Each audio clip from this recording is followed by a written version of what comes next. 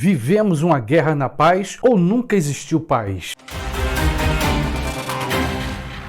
Agora ainda o nosso papo. Olha só, a questão que eu coloco na abertura do vídeo, estamos numa guerra na paz ou se nunca houve paz? Em minha opinião, as duas coisas. Na história da humanidade, sempre houve guerras e alguns momentos de paz. E aqui nesse primeiro momento eu estou utilizando a palavra guerra, justamente homem contra homem, utilizando armas. Até que depois da Segunda Guerra Mundial surgiu uma nova expressão, a chamada Guerra Fria. A expressão Guerra Fria, de uma forma bastante superficial, seria ameaças e chantagens entre grandes potências, como foi o caso da antiga União Soviética e dos Estados Unidos. Olha só, com a queda simbólica do Muro de Berlim na década de 90, o comunismo na União Soviética entrou em colapso. Aliás, a queda do Muro de Berlim já era resultado desse colapso. Um colapso político-econômico que vai atingir todos os países do leste europeu. Renascia a Rússia capitalista. Eu recordo que na época a mídia propagou aquelas imagens das pessoas quebrando o Muro de Berlim,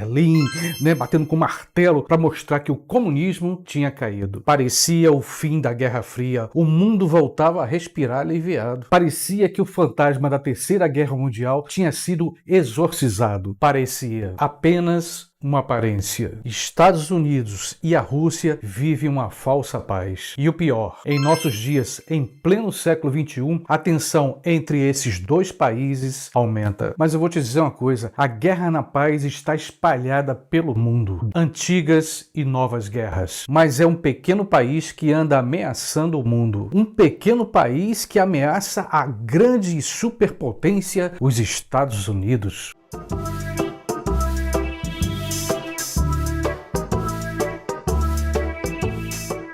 A Coreia do Norte. O ditador Kim Jong-un e suas bombas nucleares. Se há uma coisa que a gente não tem dúvida, é a enorme diferença entre o poder militar americano e o poder militar da Coreia do Norte. Os Estados Unidos poderiam destruir a Coreia do Norte em questão de semanas, talvez. Mas a Coreia do Norte tem armas nucleares e aliados. Certamente a Coreia perderia num conflito direto com os Estados Unidos, mas esse conflito poderia acender o pavio da Terceira Guerra Mundial. Para a gente contextualizar, a gente sabe que os Estados Unidos têm uma base militar na Coreia do Sul. Duas simples hipóteses. Todo esse movimento militar não passa de um espetáculo do ditador Kim Jong ou uma chantagem real da Coreia do Norte. E qual seria o objetivo? Diminuir ou acabar com as sanções ao pequeno país comunista. E se não for apenas uma ameaça? Ou até que ponto não seja até uma estratégia militar? Mas como assim? A Coreia do Norte ameaça e não cumpre, ameaça e não cumpre. E todo mundo fica incrédulo que ela possa fazer isso. Até que um dia ela ataca os Estados Unidos ou seus vizinhos aliados. Mas nesse ponto eu queria colocar uma questão. Uma questão para a gente refletir, eu, você. Será que nessa história de ameaças e chantagens tem um lado bom e o lado do mal? Ou melhor dizendo, tem os bons contra os maus? A Coreia do Norte não teria os seus motivos, já que ela sofre com as sanções e vive isolada? O sistema de governo da Coreia do Norte, socialista ou comunista, como quer que seja, não seria o alvo principal dos Estados Unidos? E nesse ponto, abrindo um parêntese, os conceitos de socialismo e comunismo são conceitos um tanto escorregadios. Caberia um outro vídeo para a gente discutir sobre isso. O sistema comunista da Coreia do Norte seria o principal alvo dos Estados Unidos. Isso é uma hipótese. Mas para quem duvidar dessa hipótese, basta pesquisar sobre a Revolução Russa em 1917. Ou melhor, pesquisar a partir da Revolução Russa de 1917 e a Revolução Chinesa, a Revolução Cultural de Mao Tse-tung. Daí teria surgido o conceito de Guerra Fria. Por trás da Guerra Fria entre Estados Unidos e União Soviética havia um cenário: o capitalismo americano contra o comunismo soviético. E vou te dizer uma coisa, sabemos pouco porque querem que nós saibamos pouco. E vou mais além, se alguém acredita que a Rússia deixou de ser uma superpotência militar, se engana. Em poucas e simples palavras, os Estados Unidos vão instalar um escudo antimíssil na Polônia e talvez também na Ucrânia. Só para quem não sabe, o escudo antimíssil é um conjunto de armamentos para derrubar outro míssil que vem em sua direção. O líder da Rússia, Vladimir Putin, já alertou: se instalarem esse escudo antimíssil na Polônia, será uma ameaça à Rússia. Foram suas palavras na mídia. E ele ainda acrescentou: se for instalado esse escudo antimíssil pelos Estados Unidos,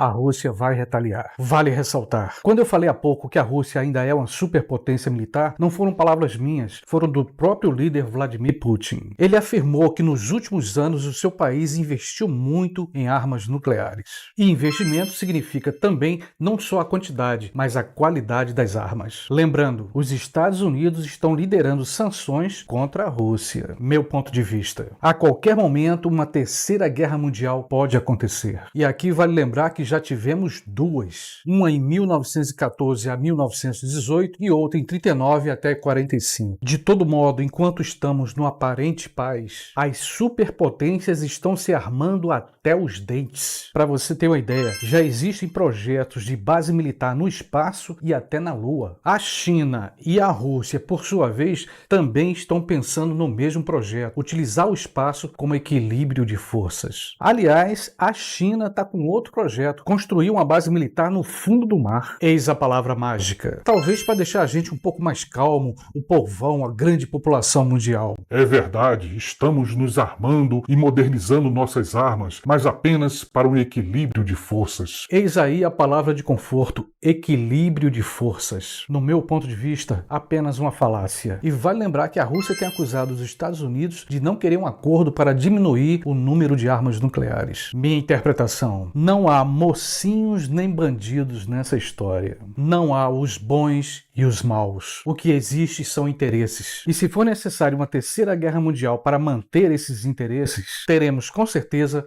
uma guerra nuclear. Mas talvez uma guerra metódica e muito bem calculada. Os vencedores e poderosos vão precisar de operários. Por exemplo, quem vai enterrar os mortos e reconstruir as cidades. Mas ainda há um outro risco. Um risco que os próprios poderosos não contam. A terceira guerra mundial pode escapar ao controle e ser uma extinção em massa. No meu ponto de vista, não há uma ordem mundial. Existe de fato um mundo com vários grupos no poder. Grupos com interesses diferentes. Não há uma nova ordem mundial porque não há uma certa harmonia. Aliás, quando se fala muito sobre esse conceito de nova ordem mundial, eu fico me perguntando qual foi a velha ordem mundial. O nascimento da modernidade queria a ordem e o progresso. Mas o que estamos vendo hoje a nível internacional é que para haver uma ordem precisa de um equilíbrio de forças militares, grupos no poder e suas contradições. Suas contradições e seus interesses econômicos. Em lugar do conceito de nova ordem mundial, eu prefiro utilizar novas formas de controle social. Vivemos, infelizmente, numa corda bamba. Andamos num campo minado. São tantas bombas nucleares que daria para destruir a Terra várias vezes. Mas para simples mortais como eu e você, só resta esperança. E como eu sempre digo, é a partir dessa esperança que eu renovo aqui o meu convite. Se você ainda não se inscreveu no meu canal, vem, se inscreve.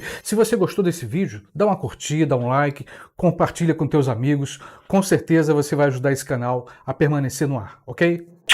Beijão e até o próximo vídeo. E um aviso, ativa para você receber as notificações, não deixa de ativar lá embaixo do YouTube, procura lá ativar o botãozinho para você receber as notificações, ok?